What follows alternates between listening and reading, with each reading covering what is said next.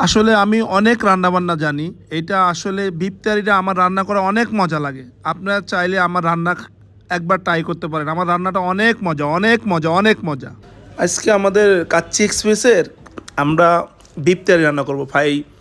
20 KG পরিমাণ beef তেহারি। এখানে 20 KG পরিমাণ গরু গোশ আছে। ভুনা করার পরে আসলে গরু গোশটা একবারে খিচ্ছা যায়, অনেক কমে যায়। তো এই দিক দিয়ে গরু গোশ রান্না করতেছি, এদিক দিয়ে আমার এক লোককে বলতেছি যে আপনি একটু পানি দেন। আর আমাদের অন্যদিকে আবার ফিন্নি ব্যবস্থা হইতেছে, ফিন্নির জন্য ইয়ে করতেছি। আর এই যে বিফ তেহারিটা মোটামুটি রান্না হয়ে গেছে।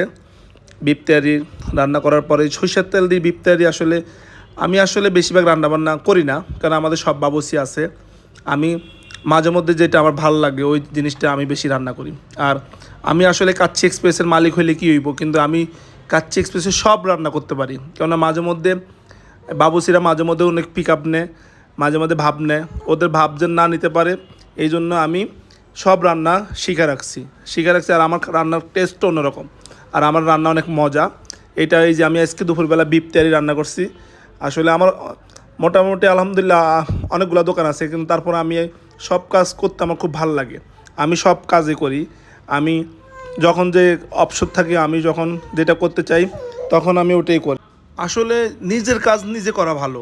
আর তারপরেও মাঝে মধ্যে আমার খুব ভালো লাগে যে আমি সব কাজ জানি। জীবনে আমি অনেক পরিশ্রম করছি, এমনকি আমি সব কাজ করতে আমার খুব পছন্দ।